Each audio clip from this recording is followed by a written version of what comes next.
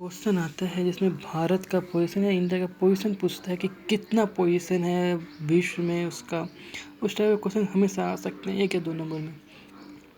जैसे देख लीजिए, जैसे अभी ऐसे इसका था वर्ल्ड इकोनॉमिक फ्रीडम इंडेक्स। इसमें भारत का पोजीशन 10 डाउन हो चुका है, जिसमें उनका पोजीशन 2015 में 102वां था, 102 था।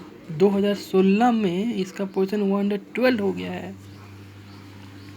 ये फॉल डाउन हुआ है 10 पोजीशन का। ठीक है, ये फॉल डाउन हुआ है 10 पोजीशन, बहुत लॉस हुआ है इंडिया को एक तरीक़े से। ये वर्ल्ड इकोनॉमिक फ्रीडम इंडेक्स है, जिसमें 159 कंट्रीज़ को लिया गया है, जिसमें भारत का पोजीशन 112वां है 2016 में, और ये पोजीशन 2015 में 102वां था। इसमें पहला पोजीशन है हांगकांग का, दूसरा पोजीशन है सिंगापुर का, तीसरा पोजीशन न्यूजीलैंड का। और इसको बनाता है Centre for Civil Society with Canada का एक फ्रेशर सोसाइटी इंस्टीट्यूट है। ये दोनों मिलकर ये वर्ल्ड इकोनॉमिक फ्रीडम इंडेक्स बनाया है, जिसमें 5 पॉइंट का एस्टिमेट किया जाता है कि 5 पॉइंट लेके, यानी 5 डिफरेंट व्यू है इसमें कि इस 5 पॉइंट को रखा जाए, जिससे इनका एक मसौदा तैयार किया जाता है, इसमें पोजीशन तैयार किया जाता है। इसमें 5 पॉइंट कौन कौन से हैं?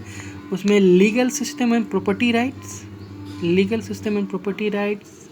Sound money, freedom to trade internationally, regulations, size of the government. इसमें जो फ्रीडम टू ट्रेड इंटरनेशनली है, इसमें भारत का पोजीशन 144वां है, जिसके कारण ये जो रैंक है ये बढ़ गई है, 102 से 112 चली गई है। ये जो आपका था फ्रीडम टू ट्रेड इंटरनेशनली था, इसके कारण भारत का पोजीशन चला गया 216वां पे। चलिए अब देखते हैं दूसरा पोजीशन क्या है। ग्लोबल यूथ डेवलपमेंट इंडेक्स, इसमें भारत का रैंक कितना है? 133। कितने कंट्री हैं? 183। और रैंक फर्स्ट कौन है? जर्मनी। और इसको बनाता कौन कौन है? इसको कॉमनवेल्थ सेक्रेटरीट पब्लिश करता है। ठीक है, और इसमें जो श्रीलंका का पोजीशन 31 है, भूटान 69 है, नेपाल का 77 है। 20% ऑफ ग्लोबल यूथ पॉपुलेशन है इंडिया का। इसमें 345 मिलियन जो हैं वो इंडिया में रहते हैं, 15 से 30। और इसका जो पैमाना है, इसमें ये ग्लोबल यूथ डेवलपमेंट इंडेक्स आया, वो पैमाना है first levels of education, health and well being. तीसरा है पॉलिटिकली कंसिडरेशन, सिविक कंसिडरेशन, कितना उसमें। पाँचवा है कि एम्प्लॉयमेंट एंड अपॉर्चुनिटी, वो कितना मिलता है एक यूथ को। ग्लोबल यूथ डेवलपमेंट इंडेक्स, इसमें भारत का पोजीशन 133वां है, 133।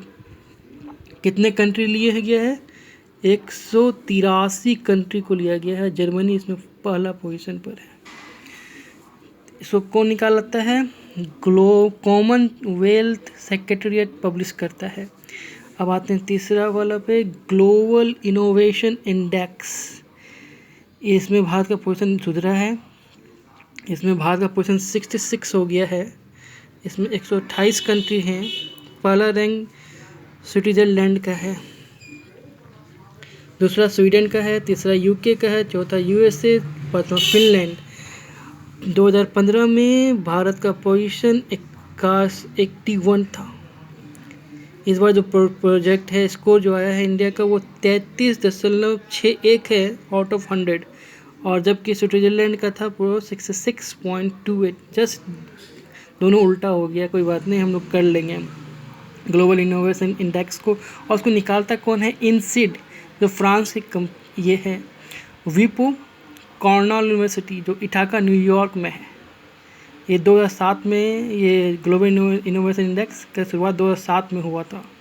ठीक है, इसमें भारत का पोजीशन कितना है?